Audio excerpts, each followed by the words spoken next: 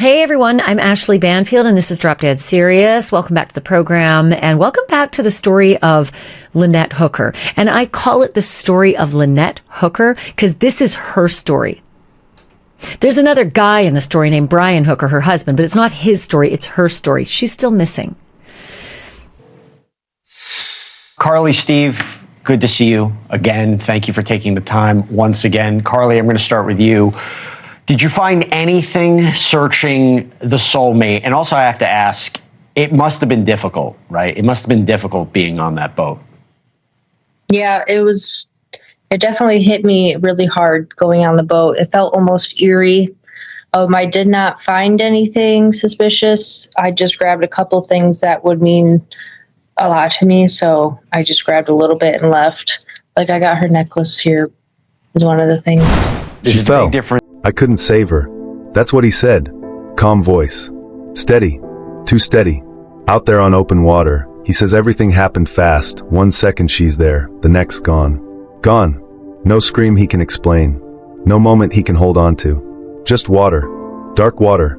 He tells it like a man who's already accepted it. Already moved past the worst night of his life. 9 hours drifting, he says, alone, floating through black water with nothing but time and fear pressing in from every side.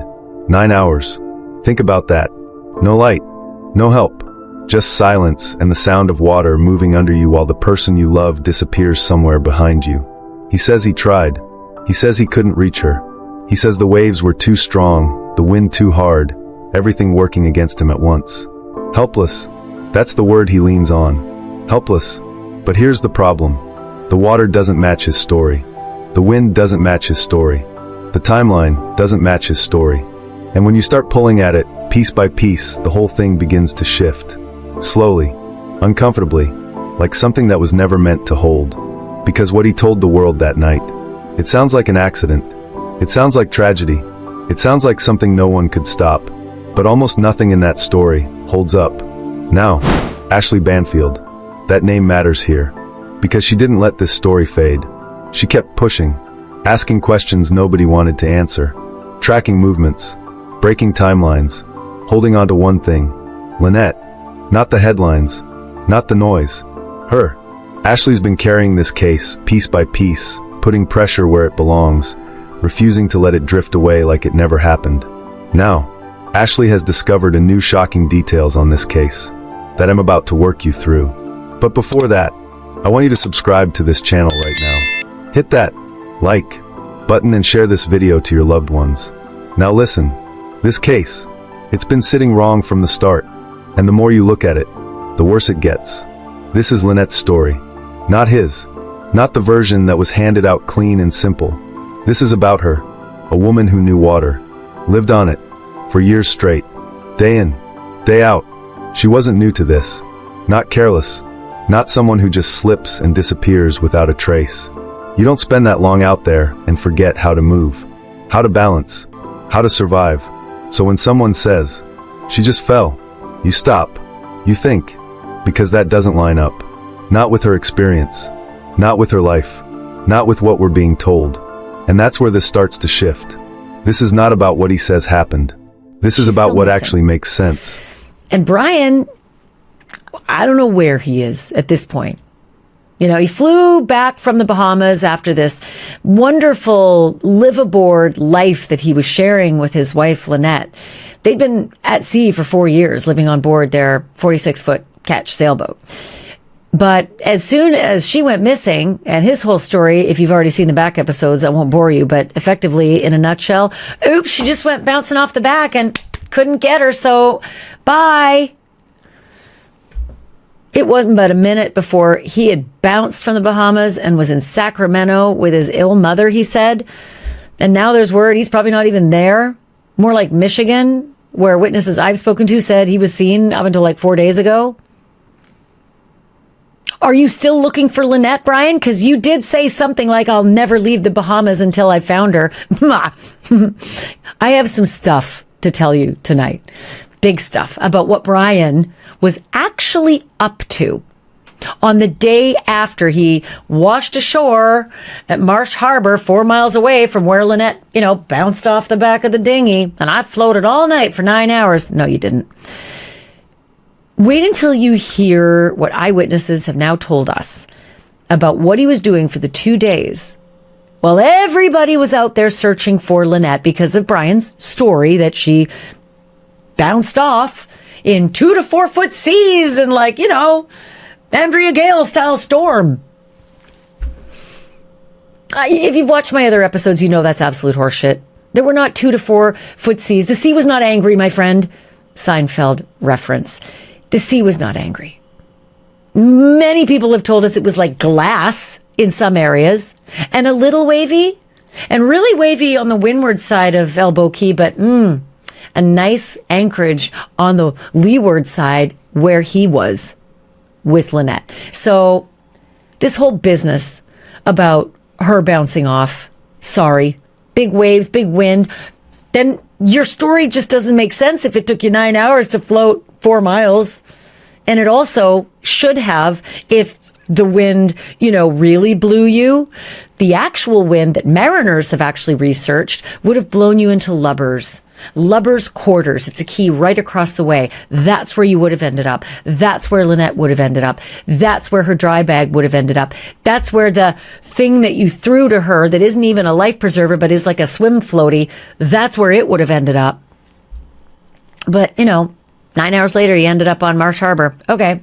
So when you got to Marsh Harbor, and then the rescuers were all over the Sea of Abaco looking for your wife, and you were making, inquiries about how can I get a boat to help search for Lynette, and you were given phone numbers and names of people to actually call to rent a boat, what do you guys think Brian Hooker actually did with those numbers and those names?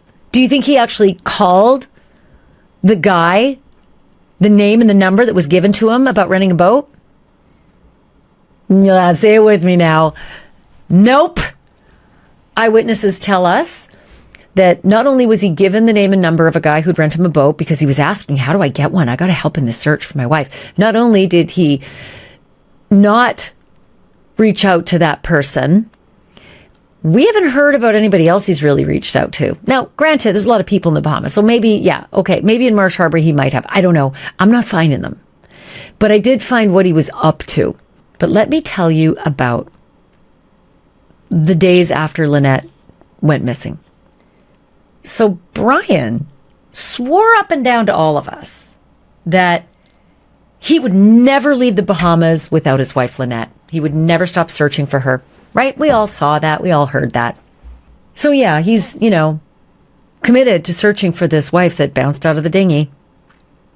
But on Sunday, when he is rescued from the shores of Marsh Harbor, where he washed up, right, after floating all night long, she bounces out Saturday night at about 7:45, and Sunday at about 4 a.m., he comes wandering up to the boatyard asking for help over on Marsh Harbor.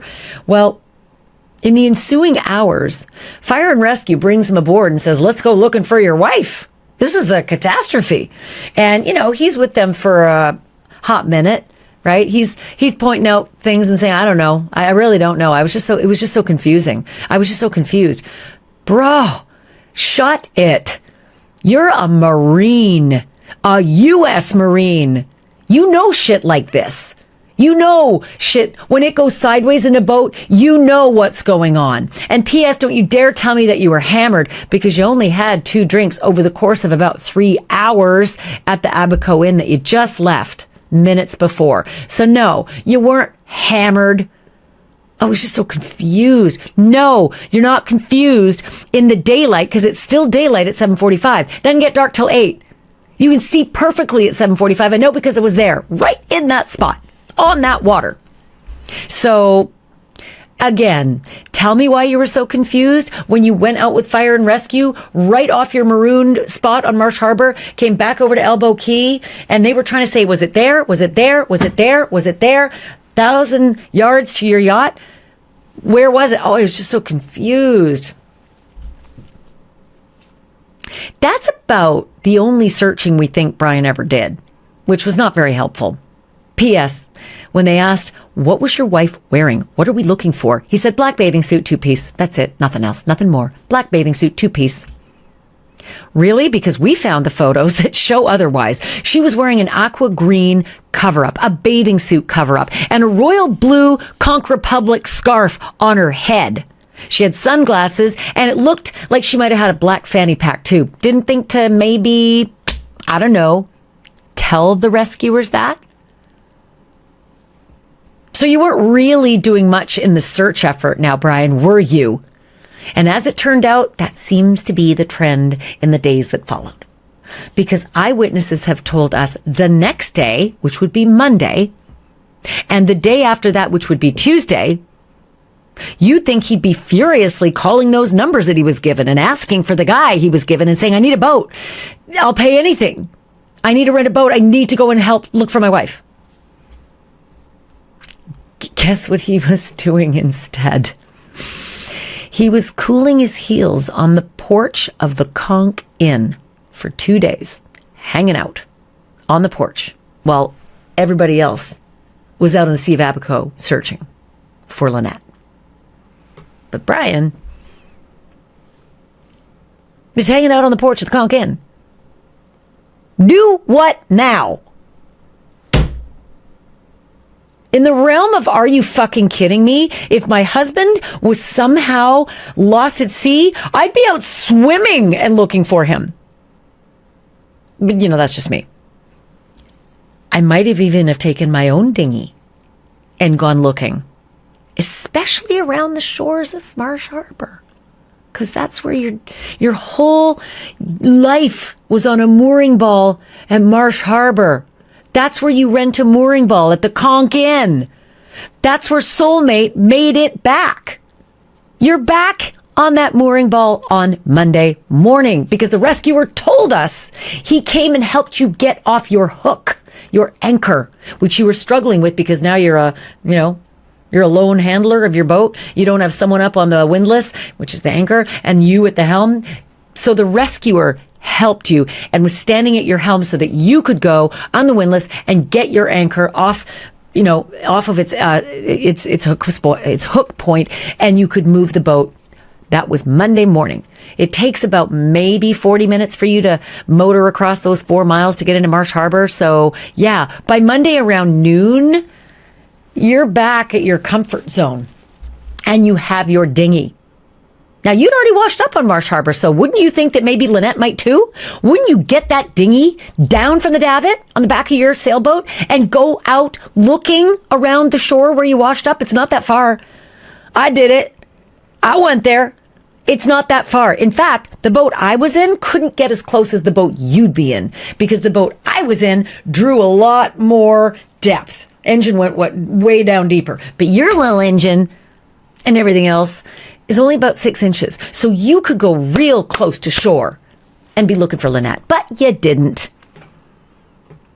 You were hanging out at the Conch Inn on the porch, according to witnesses, for 2 days while everybody else was searching for your wife. That kind of rubs me the wrong way. I don't know about you all. Like I said, if that was my husband out there, I wouldn't be hanging around the Conch fucking Inn. I'd be out swimming looking for him. You want to see what the mooring ball looks like and Soulmate looks like right now in Marsh Harbor?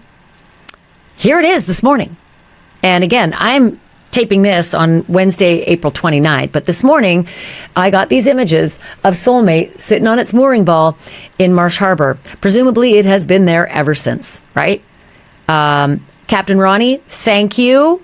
You have been so incredibly helpful in this story and in this investigation.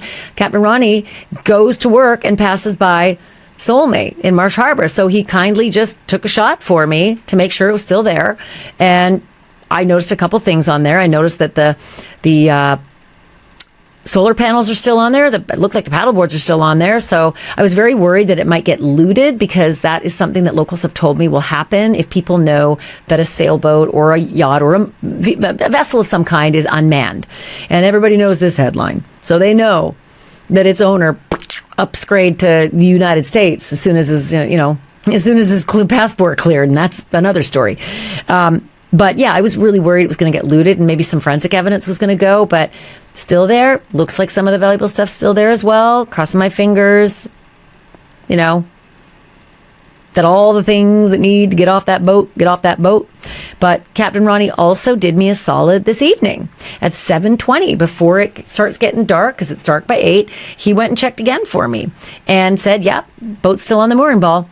And, you know, thank God, because we get this like feel for where the Conch Inn mooring ball is. It's just off the shore from the Conch Inn. And the Hookers had a rental agreement to have that mooring ball, and it gives them some privileges, I believe, that they can use at the Conch Inn. I think they can use the pool and the resort facilities. So, boy, were those ever used. And something that's really gotten into my craw is that it ain't like Brian Hooker don't know the lay of the land around Marsh Harbor. They'd already been there for about 9 weeks, maybe more.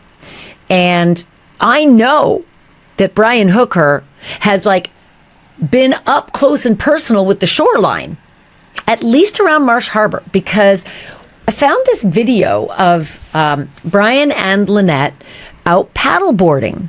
And this is a really beautiful video. I mean, when you see it, you're going to see total paradise. Like, I want to go on a vacation there. I want you to watch the video, and I want you to look at the shoreline of what you're going to see, because I'm going to talk about it a little bit. So take a look at this.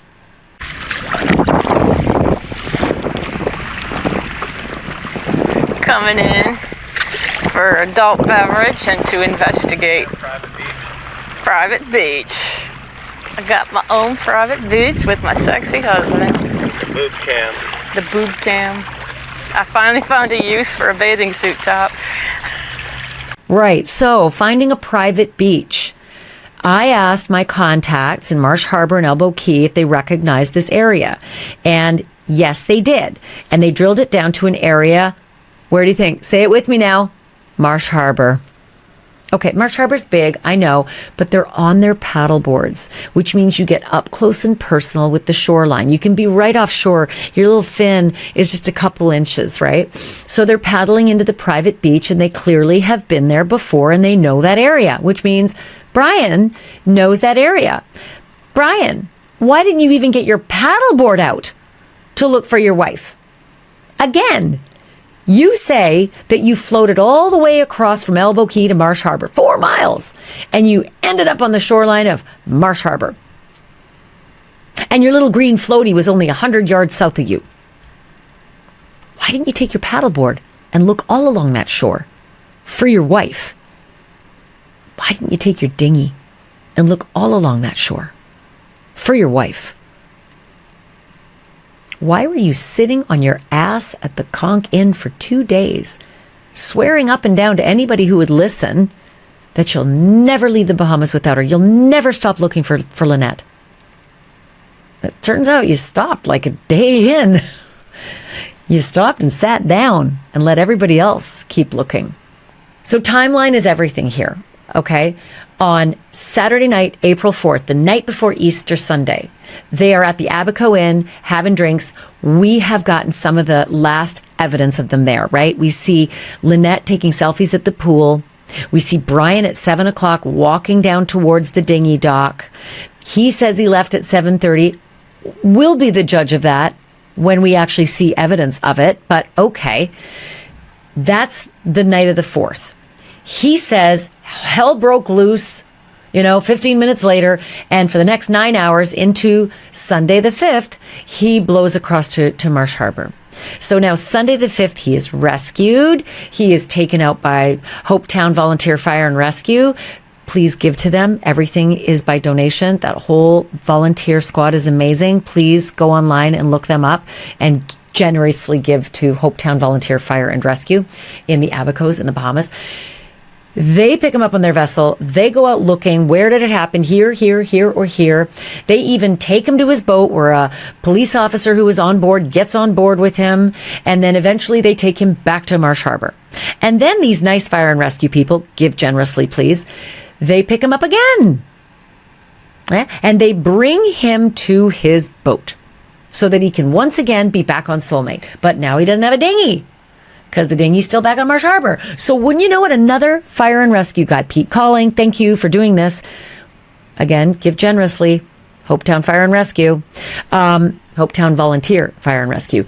Pete brings him his dinghy. Because again, these guys think that this guy's been through hell. He's a victim. He's just lost his wife. So they bring him his dinghy. And that's on Monday. Monday is now April 6th. Okay? They bring him his dinghy. Pete even helps him to get off the anchor, right? To get his hook up off the ground out in front of Aunt Pat's Bay. Brian goes up to the windlass and gets the anchor up. Pete's at the helm, backing up and helping get the sailboat off the anchor. And then, see you later. Good luck to you. I hope you find your wife, right? So now he's got his dinghy. He's got his sailboat. He goes back to Marsh Harbor around, I'm guessing, noonish, because Pete was there in the morning and it's only about a 45-minute trip, maybe, under power with that sailboat back to Marsh Harbor. Gets on his rented mooring ball and sits his ass down at the Conch Inn for the rest of Monday, which is the 6th, and Tuesday, which is the 7th. And wouldn't you know it, the Royal Bahamian Police hook him up, Dano, on the 8th. That's Wednesday the 8th. They put him in a detention cell, right? They take him from there over to Freeport, and he falls out of the boat. Remember this crazy story? He's got handcuffs on, and he's got his crap, whatever he's holding. He's like, whoa, goes out of the boat, and they have to jump in and rescue him. Don't ask. I don't get it either. But that is on Wednesday the 8th. So they take him to Freeport. They put him in a detention cell. And he's there as they continue to expand the number of hours and days that they can legally hold him without charging him, because they're trying to get enough evidence, I guess, to charge him. But after 5 days, they don't have enough. And they let him go. So that means he's held on Wednesday the 8th, Thursday the 9th, Friday the 10th, Saturday the 11th, Sunday the 12th, Monday the 13th. They let him out at 8 o'clock at night. There and about. Dark. And on Tuesday when I arrive, I'm just getting settled and getting my way over to Marsh Harbor. He's sitting down with the 3 big networks that he thinks are all the rage, I guess, for true crime reporting. They're not. It's podcasting. He sits down with CBS, NBC, and ABC. And he gives these interviews because his lawyer, I guess, thought it'd be a good idea. Or he thought it'd be a good idea. Whatever. And he says things like, my sole focus is finding Lynette. I'm going to keep looking out for her now as best I can. My goal is to go back and speak with the Hopetown Fire and Rescue volunteers.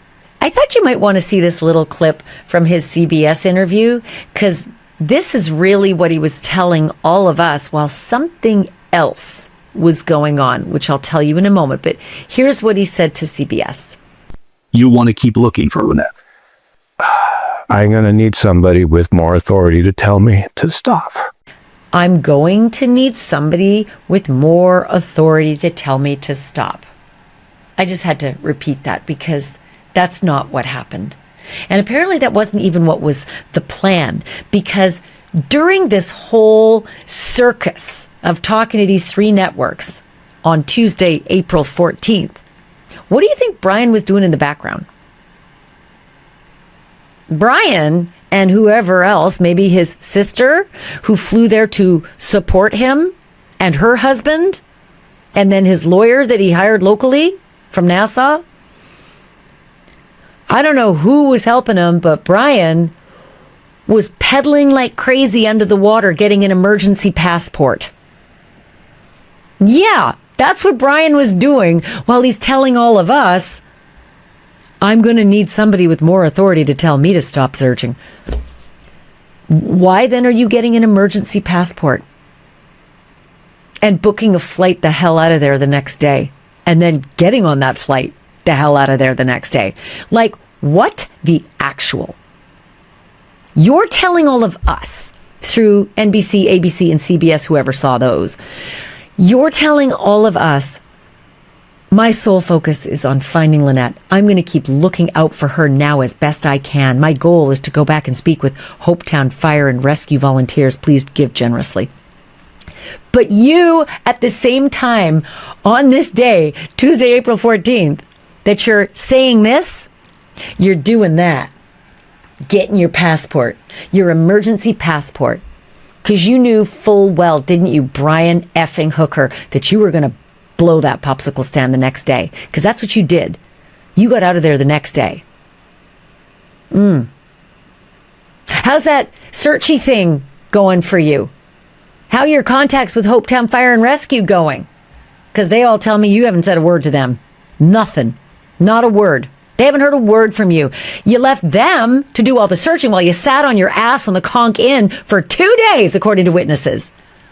And maybe you couldn't sit one more day at the Conch Inn because you got arrested and thrown in the clink. But boy, did you get busy doing something else the day that you got out. You get out at 8 o'clock at night, and the next day you are getting an emergency passport the hell out of there. But telling all of us, I can't wait to keep searching. Can't wait to keep looking for my wife. Horse shit.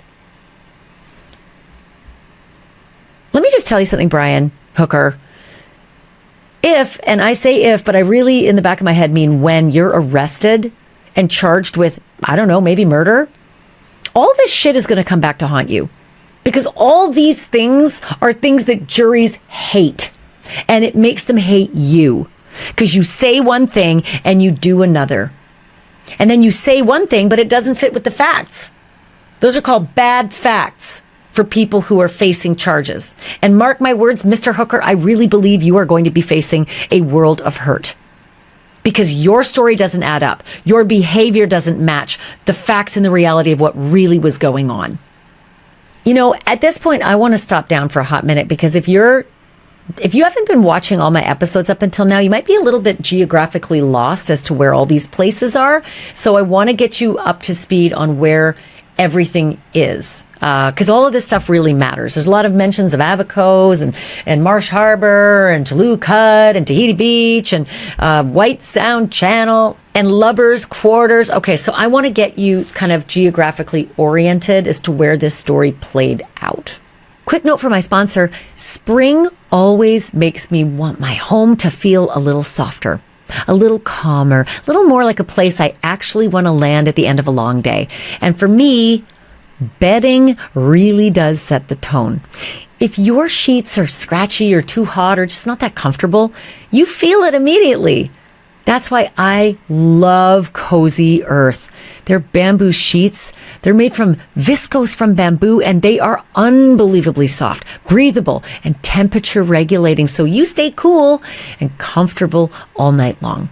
Plus, you get a 100-night sleep trial and a 10-year warranty. So go to CozyEarth.com and use my code Banfield, because guess what? Got you up to 20% off. And if you get a post-purchase survey, do me a solid, let them know that you heard about Cozy Earth right here. Because home isn't just where you live, it's how you feel. And comfort lives here. Cozy Earth. Start in Marsh Harbor.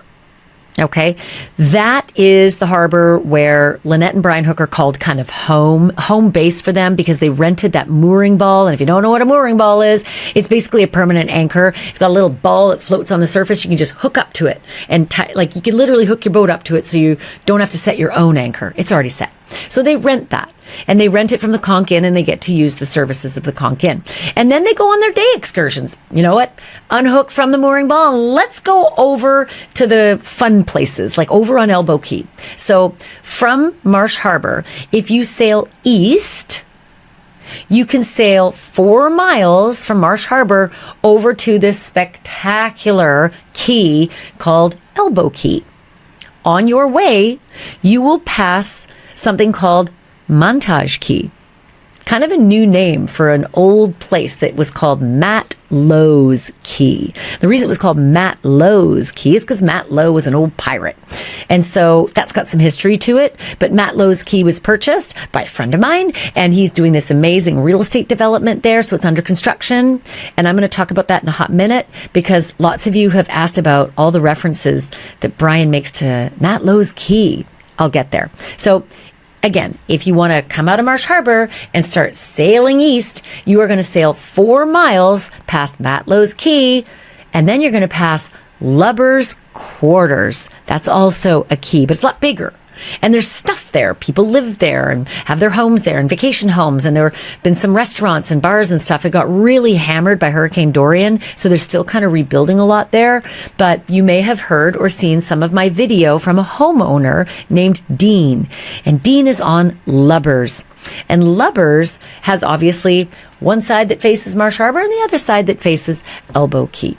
So if you're heading over again from Marsh Harbor, you're going to pass Matlow's Key, you're going to pass Lubbers Quarters, and then you're going to end up in one of the most beautiful anchorages because it's in the lee side of the fierce Atlantic that's blowing from the east, right? The waves up on the far side, on the eastern shore of Elbow Key, they are fierce. The wind is fierce. Not all the time, but a lot. But because that landmass, that key, Elbow Key, acts as kind of a barrier, everything on the western shore is delightful. It's why people throw anchor down there, because it is safe harbor. It's safe to anchor. You're not going to get blown to smithereens, you know? So a lot of people will sail over from Marsh Harbor. I think Brian and Lynette figured that was a great idea because they were anchored there on Friday, April 3rd. We've shown you in past videos that they were a little bit north on Elbow Key at a lovely place called the Firefly Inn. I met with Pete Colling there from Hopetown Volunteer Fire and Rescue. Please give generously. And he told us all about the day that he spent getting the dinghy back to Brian and helping him get off his anchor along Elbow Key, right? But they had been there. Lynette and Brian had been anchored off of Firefly on Friday the 3rd, and they slept at Anchorage that night. And they pulled up their anchor at Firefly at 11:30 in the morning and started sailing or motoring. I don't know which way they decided to travel that day. But if I were a betting man, I think they just motored because they were only going for about 25 minutes, not even. So I figure they were motoring southward down the key past the White Sound Channel, and they dropped their hook, dropped their anchor 150 meters offshore, 150 yards offshore, in between now White Sound Channel and Tahiti Beach. Great spot to settle in because you can go south to Tahiti Beach and hang out, which Brian said they did that morning of the 5th, Saturday the 5th. Or you can go from your anchorage where you've dropped your anchor north about 12 to 14 minutes or so into the White Sound Channel and go to the Abaco Inn, which is what Brian and Lynette did. And then they came out. We know they came out, right? Because they had to leave. And there will be video. And mark my words, I'm working on it. But he says once they turned the corner back south towards their boat, the sea was angry, my friend. I mean, this whole bullshit story, right? And you've already seen video that I've showed you on that day at 7:15. You've seen the wind at 7:30. It wasn't that bad. So he then says, I can't get her. I can't even see her head in between the waves. We're getting blown apart by the winds and the current and the tides and bullshit. I throw her the green floaty thing that we sit on the pontoons of our dinghy. People say, well, why didn't you throw her the life jackets that were in the bottom of your dinghy that the Hopetown Volunteer Fire and Rescue representative Pete Colling saw in the bottom of your dinghy? Well, I do have an answer for that because life jackets can be very, very light. And if he says it was so windy, you're not going to throw it because it'll just blow in the wind. But this foamy, swimmy thing is like a thick, sort of dense foam, and it might have some weight and girth to it. So you might actually be able to get it through a wind. And that might be why he chose to say or throw that thing to his wife who's blowing away. But I don't know if she ever got it, he says. Again, bullshit. Couldn't hear her. Well, he says to someone else, I called out to her and I heard her. I don't know what she said.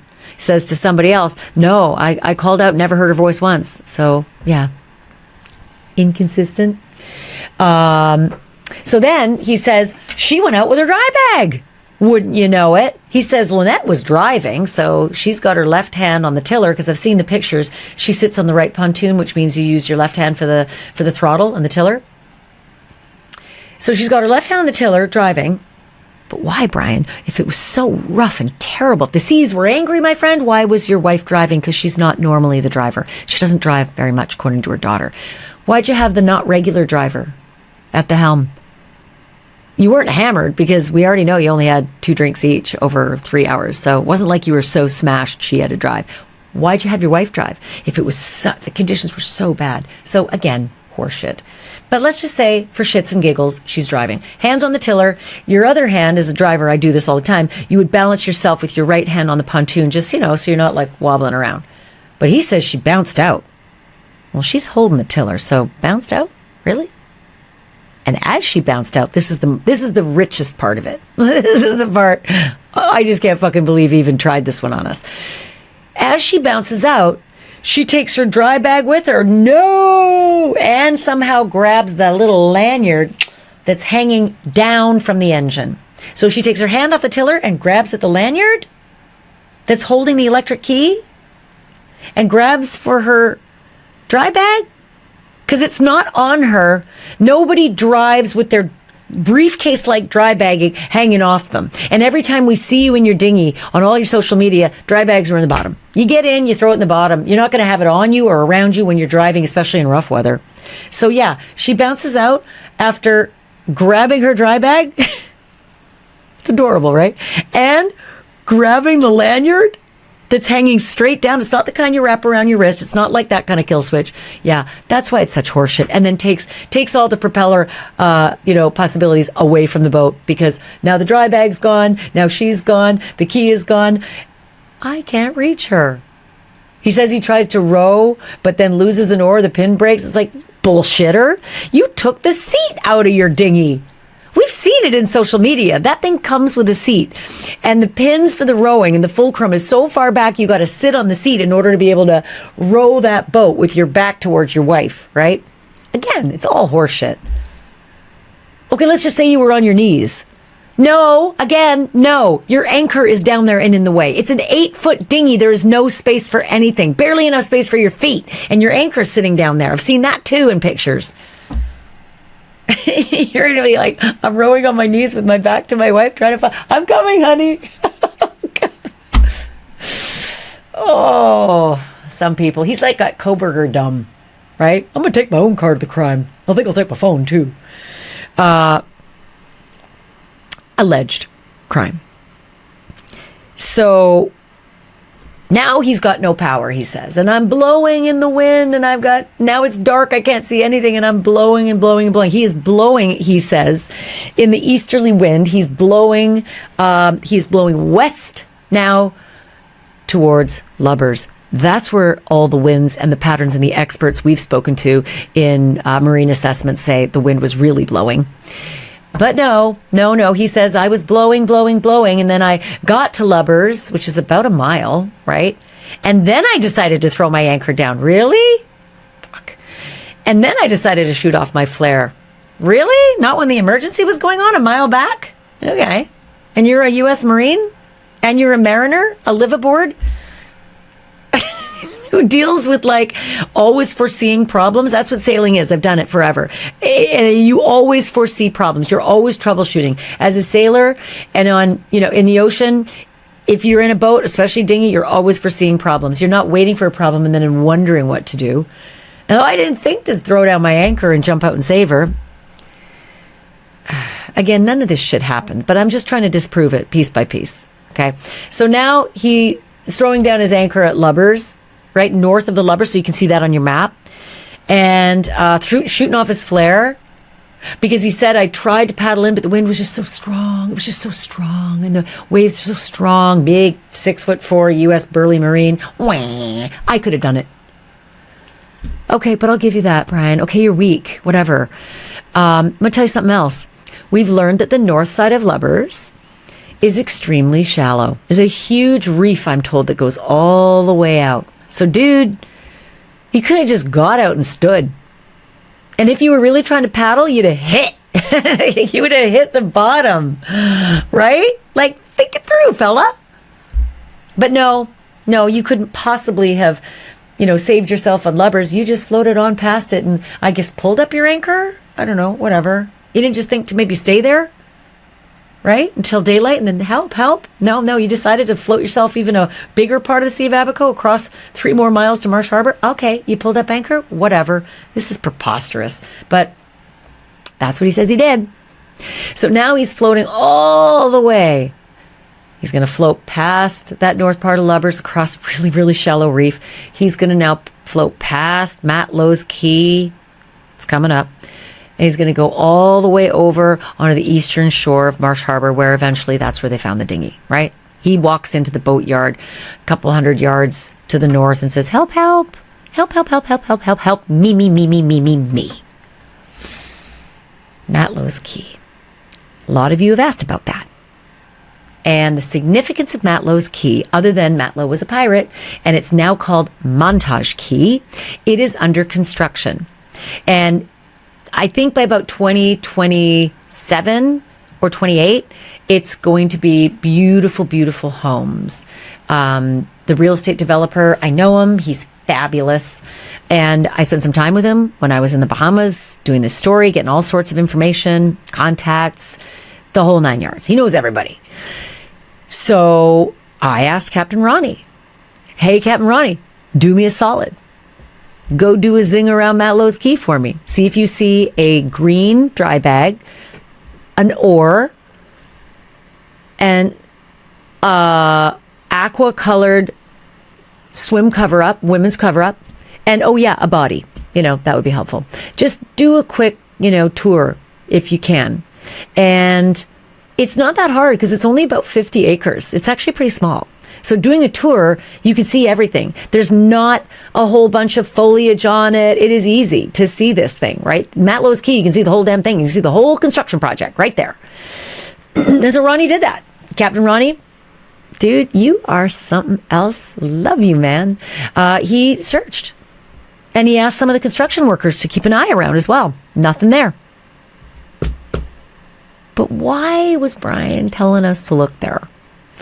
Again, he swears up and down the wind is blowing that way, and maybe that's where her dry bag or whatever ended up. Dude, the wind was actually blowing in a southwesterly direction, not a northwesterly direction, the way you say you floated. I think you were with your little electric engine. Then you somehow maybe got rid of your key and your dry bag and all the rest somewhere else. And maybe Lynette. Allegation. Just an allegation. So that's Matlow's Key, Montage Key, where Brian really wants us to have our attention. But my attention is kind of back at Elbow Key and the Sea of Abaco between Elbow Key and Lubbers Quarters. Because that's where the wind would have gone. That's where the dry bag would have gone. That's where the missing oar that broke off at the pin, whatever, would have gone. And that is where your fucking dinghy would have gone, Brian Hooker. That's where you would have thrown out anchor on the shores where there are homes and people who could have helped you. Good story, though. Certainly made for a lot of investigation for all of us. The Coast Guard, right? They're on this.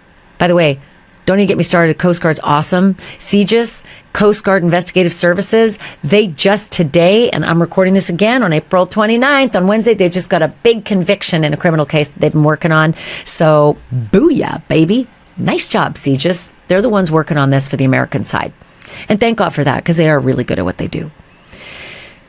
And then, the Bahamians, they're working on it. I don't know what they're doing because they wouldn't talk to us. I was asking them all sorts of questions when I was up on a dock with them. They're tying up their rib. It's a hot-looking boat, by the way. And I'm asking them questions, and they're like, They won't talk to me.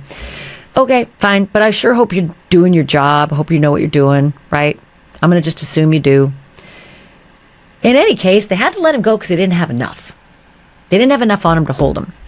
But TikTok, Brian. So I hope that map kind of gives you the lay of the land a little bit better, because I just want to tell you a couple more nuggets of information that I have learned. So back over on Elbow Key, that's east, right? And on the western shore of Elbow Key, that is where Brian and Lynette dropped anchor at a place called Aunt Pat's Bay. It is a popular place to drop anchor because it's calm. And it's a spit over to this amazing Tahiti beach place that's so shallow. You just walk around, you go up these floating bars. It's like a really cool place. And then it's also just a stone's throw the other way to go to the Abaco Inn. But I spoke with a homeowner on shore in that whole area.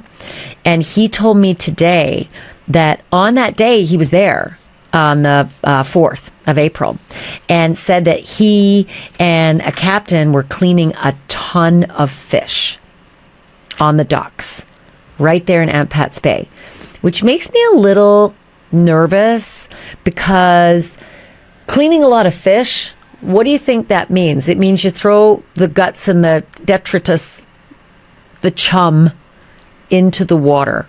And what do you think is attracted by chum?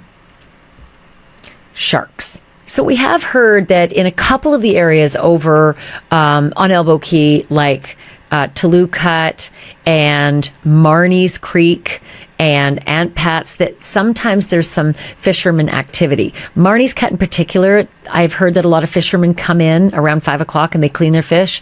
And over near Toulouse Cut, there's some activity there as well that attracts sharks. So that's a concern, knowing that this homeowner told me today that at Aunt Pat's Bay area, out on the docks, he and this boat captain were cleaning a lot of fish that day. Could have been a lot of sharks in that area that day. And in fact, the next day, Monday, April the 6th, we saw a video from a nice guy named Jonathan who shared it with me, who does a lot of fishing with his dad, Bill. And they were with their captain who has an eagle eye and spotted a tiger shark ahead of them. I couldn't see it on the video until they're right up on it, but there's this huge tiger shark right out of White Sound Channel. So again, maybe some of that chumming in the waters and the fish cleaning on the 5th might have played into this. But again, it's only if you believe that Lynette really went overboard. Because I'm telling you, brothers and sisters, I do not believe Brian Hooker's story because it's preposterous. If you are even the least bit savvy about boating or sailing or ocean stuff, his story is just nuts and just garbage. So I don't believe that Lynette went overboard there. But what if he did something to her?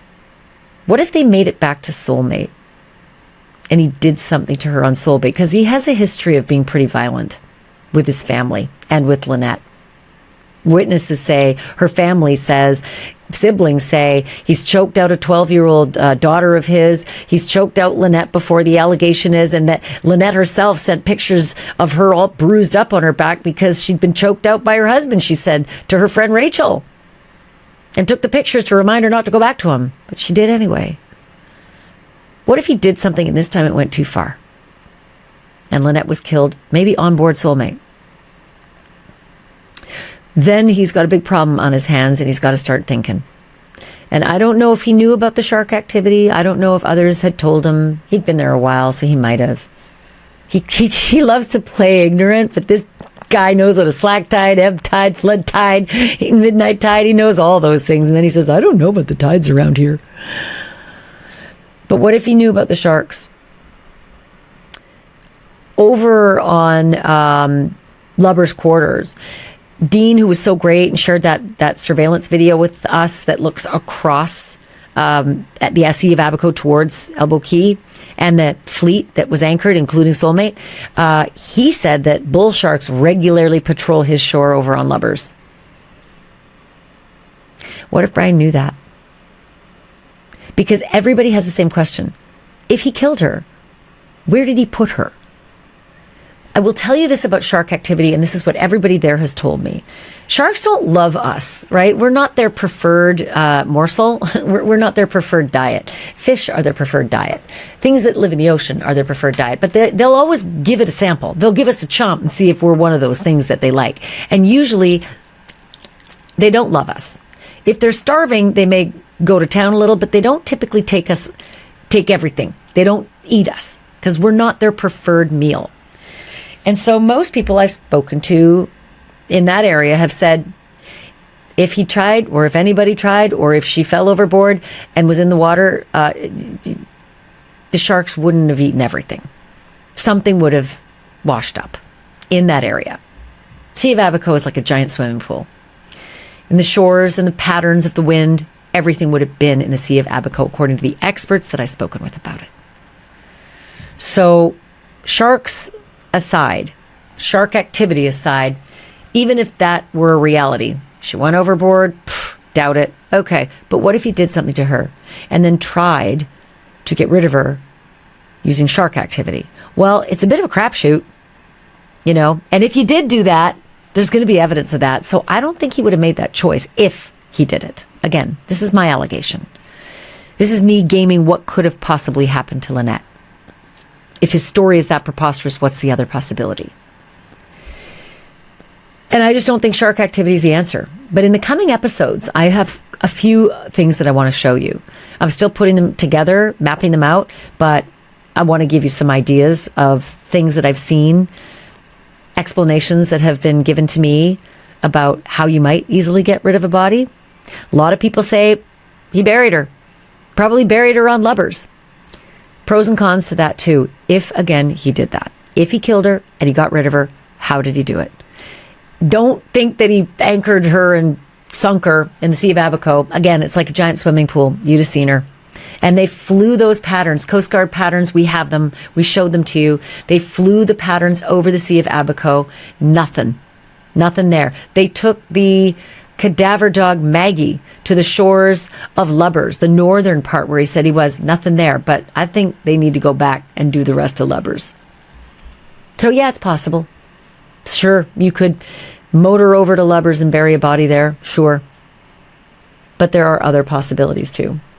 And I want to bring up something else that we were working on, because when we got the final picture that we showed you of Lynette at the pool at the Abaco Inn, the people who took that picture were very mindful of this couple. And most people who were in the bar, who they can't really see the pool from the bar, they don't mind. The people I asked who worked there that night said, I didn't even notice them. It made me think that they were just nondescript and very boring. Nope. The description that we got, and this is in a prior episode, the description that we got from these people who were literally at a table facing the pool and facing the busy and raucous roiling Atlantic, they saw something else. And the words that were used to describe this couple to us was, no, nothing normal about them. Or about those words, right? But nothing normal there. He was seated in the far southern end of the pool, staring straight out to the ocean, to the waves, to the Atlantic, right? She is at the northern end of the pool, dancing by herself for like half an hour. She's taking selfies. We saw that by herself at that end of the pool. But they thought that they were weird. And they said we remembered them. They stuck with us, that couple, because we'd seen them before, or at least we'd seen him before. We recognized him and said, that's the guy. So if you heard this before, I want to update this story because I've learned something new. So this group of people who confided in us, they were not interested in going on camera. They were the ones who gave us their photo of Lynette taking the selfie. They said, we recognized him from 4 days beforehand. 4 or 5 days beforehand, they said. They said that they were at a place called Nippers. That's another bar on another island. And again, if you're an island hopper, if you're living aboard, you're doing this stuff all the time. You're going to all these places and you're sailing or motoring or taking your dinghy or doing whatever. And so this group of people said, we saw Brian. Lynette might have been with him. We don't know. We didn't see her, but we saw this Brian guy because he was bugging us, harassing us, saying, hey, let's party at this Nippers restaurant. And then they said he was like waving around some violin saying, come on, let's party or something to that extent. And that's why they said it stuck with us that that's the guy. That guy who's seated looking out into the Atlantic, that's him. And that's why they took in the whole scene of this unusual couple spread apart so far. She's alone dancing by herself to I don't know if there's music you can hear or not at the north end of the pool. He's down facing right out into the ocean. They said scowling, pouting. They said pouting. staring straight out in the ocean. Might they have gotten it wrong? Sure. I think a lot of those sailing types and fishermen can tend to look alike. You know, a little portly, super suntanned, but he's got a USMC tattoo on his left shoulder. I don't know if they could see that from all the way up where they were sitting, but, and again, goatees, gray, it could be a mistaken identity, but their story we heard today might actually have some truth to it, because we got a hold of the bartender, one of the bartenders at Nippers. And what she said was, yeah, I knew that couple. Yeah, I served them on the 28th and the 29th. 28th and 29th? Well, that's the date that this group said they saw him at Nippers, at the 29th. They said specifically the 29th. They were partying at Nippers. Now, I do know that that Nippers is super duper fun on the weekends and wild, but not so much at night, mostly in the day. So the bartender says, I served them. I saw them. They were both there, Saturday and Sunday. They were having lunch at a table just off the bar. Now, this bartender admitted, I'm busy. I don't see everything. Didn't seem like they were acting weird to me, she said, but they were definitely there both Saturday and Sunday. So we now have them, according to the bartender who knew them and said, I definitely knew that couple, Brian and Lynette Hooker, on the 29th. Which is when this group said that they were at Nippers and this guy was harassing them. So do I know that the story is true? No, not 100%, but there's nuggets that are. Now, we know that Brian was at Nippers on the 29th. Bartender recognized him. So just a little nugget there about that story. Very, very unusual. Anybody who might know something, please let us know at dropdeadseriousinfo@gmail.com. If you know anything about this, if you've heard something from someone, any tip can get us on a lead. And honestly, a lot of this is getting solved by your tips. It's been amazing how you guys have come through. If you know someone in the Bahamas, particularly Marsh Harbor, Elbow Key, Lubbers area in the Abacos, drop me a line. dropdeadseriousinfo@gmail.com. If you know someone who may have a forward-facing camera pointing out from Elbow Key across the Sea of Abaco to Lubbers, that's the key. That's the video. That's the surveillance video that's going to make a huge difference. If you know anybody who has a rental house, who was at a rental house on Elbow Key on the night of the 4th of April, the night before Easter Sunday, dropdeadseriousinfo@gmail.com. Okay, so there you have it. Big episode, lots of information, and I ain't done yet. I got a whole bunch more coming up for you in just the coming days. So make sure you subscribe so you don't miss this stuff. I have to re-explain a lot of stuff, and you'll be, ahead of everybody if you just stay on track.